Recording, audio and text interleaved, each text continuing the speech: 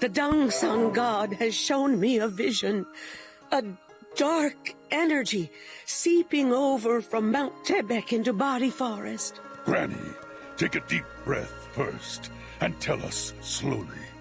Did you foresee the birth of a new Changui? Yes, that's what I saw. A Changui that no longer serves the tiger. And the Changui you saw back in the cave, his name is Deho. Changui have names now?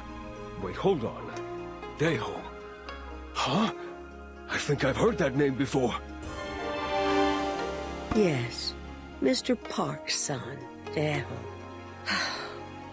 It seems that he failed to withstand the energy of the Changui and was swallowed whole. A Changui is the pure soul of a person transformed into an evil spirit within the belly of a tiger. But sometimes, if the tiger fails to swallow the soul entirely, the soul departs this world, leaving only the flesh behind. I've only read about it in books. Never in my life have I seen it for myself. I couldn't imagine how frightening it would be. All evil spirits will unleash their resentment upon the living world. Here, this is where the soul rests. The wound that Changui Deho left on Tesu is piercing through it. If the place where the soul rests becomes infected, Tesu will wake as a walking corpse. Just like Deho, he will unleash his wrath upon the people. Please, tell us if there's anything we can do. Yes, there is. However, there is something you must know first. Old Man Monsu, is this not your son? Like I said before, there is no soul in Tesu's body. This child's soul must be wandering the roads to the netherworld. There's a chance that we can rein his soul back in. If we fail, he will return as a walking corpse. No form of spirit arts can stop a walking corpse without a soul. If that were to happen, could you kill your son with your own hands? And if Tesu wakes up, tell him. You must tell him the truth about that day. You cannot put this off any longer. Captain Ahong, come with me to carry out the tiger victim funeral rite. I must hear more about the Changui Deho as we do so. As for you, head down this path to the mountainside tavern. Tell the auntie.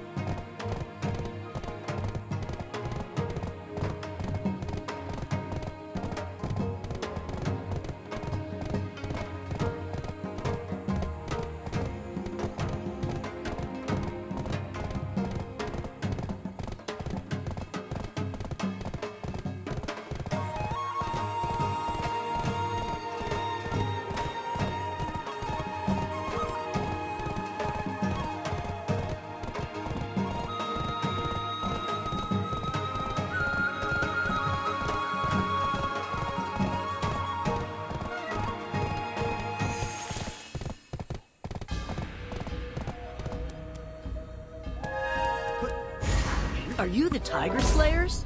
No? What are you doing here amidst all this chaos? I'd love to make you a hot bowl of kookbap, but these tiger attacks are thinning the customers and my pockets. I don't even have the ingredients for soup. To be honest, when the tigers began to act up, I figured my life was near its end. Since I couldn't leave this place, I resigned myself to that fate. But I guess I didn't look like I'd make a tasty meal.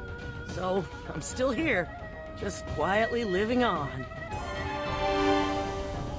On our wedding night, my husband suddenly collapsed and died, just like that. The townsfolk hurled insults at me, calling me a parasite on his soul. I had no choice but to run away. It's been 15 years already. It's quiet here, with nobody to talk behind your back. All the guests who come here are in need of my help, so I really like this little tavern. I'll hold on to this house until my death. People come and go, then come and go again. Isn't that what a tavern is? And in the midst of all these passing faces, I met them.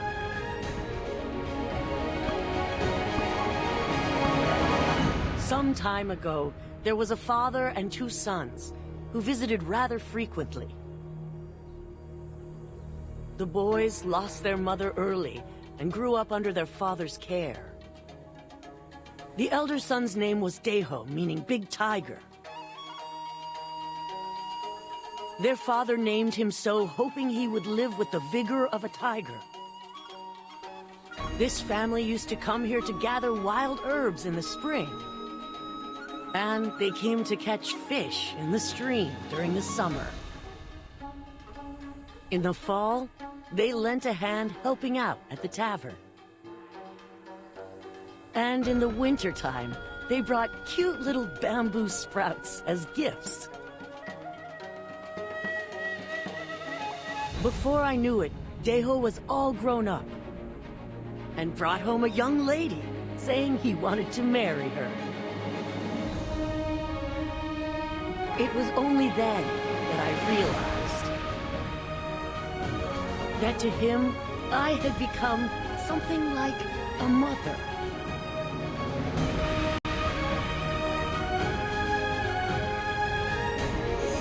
And that was how we became family. And we thought we would live out the rest of our days as happy as we were. But on the day the first tiger attack happened, old Lady Birigongdok showed up to our house out of nowhere. She said that the name Deho was too strong and would bring bad luck, and that we must change it or something terrible would happen.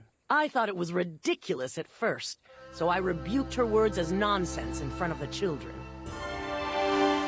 The first one to be eaten by the tiger was Deho's younger brother, who in turn became a Changui that lured his father to the tigers. That's why no one associates with victims of tiger attacks.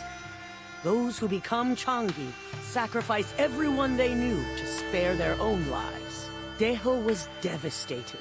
His wedding was canceled, and everything fell apart. In the end, Deho left to seek revenge. He said he'd tear out Sangun's heart, claiming it would make all the Changui disappear, once and for all. I haven't heard back from him since. But you said you found Deho? If so, then something must have gone terribly wrong. This is all my fault. I couldn't bear to lose Deho. The day Deho left, I went to old Lady Birigongdok. I fell to my knees and begged her for a charm that would ensure Deho's safe return home. The old lady told me that she would, but that it could lead to serious consequences. That if Deho's soul can't reach the netherworld safely, then there is no way to foretell what his body left in this world will become. So, if that kind child has turned into something horrible, it would be because I insisted on something I should have never... Don't blame yourself, dearie. I didn't have enough experience with that charm to bring out its full power. Old lady, what must I do now? All I wish is for him to rest his eyes in peace. Deho's soul still lingers in this world, though only by a thin string. We have little time, I fear, as it is gradually growing more vicious. This was the first time he attacked us Tiger Slayers. Before, he'd always appeared only briefly from a distance and disappeared. You're still with us because Deho was protecting his dear mother. That boy has been keeping other Changui at bay. So let's help him pass on as the Deho we know, before he loses himself and turns into a monster.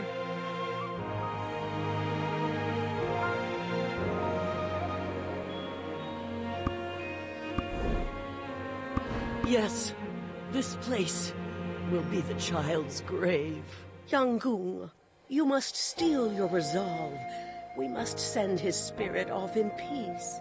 If we leave Deho to become a monster, his spirit will scatter across the mountains and disappear. I understand. I know of a wish that Deho held close to his heart.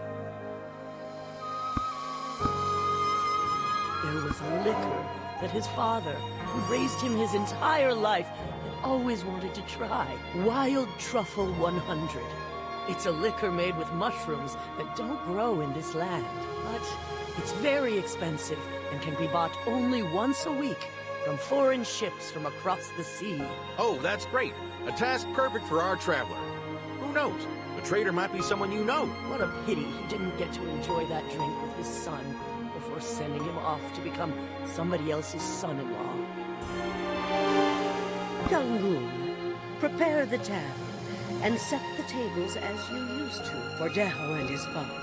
Once you find the liquor, come to our base. We will lure him here with the scent of the liquor. I'm reminded of the bottle of liquor Deho's father bought for them to share together.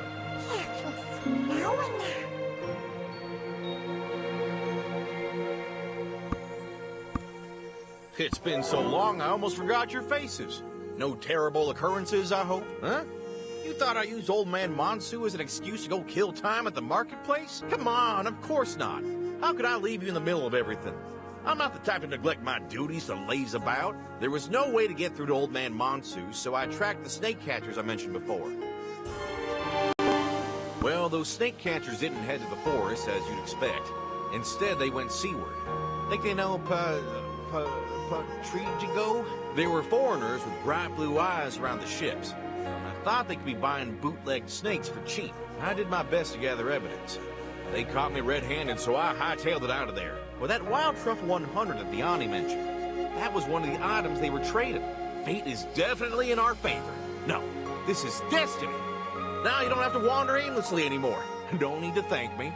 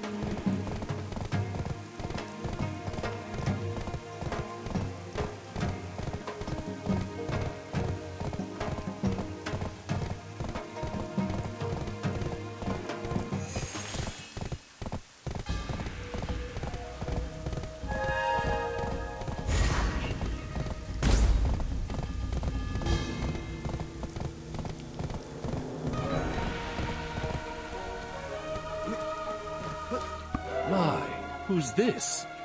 Seeing you in the land of the morning light is quite a treat. Wild Truffle 100.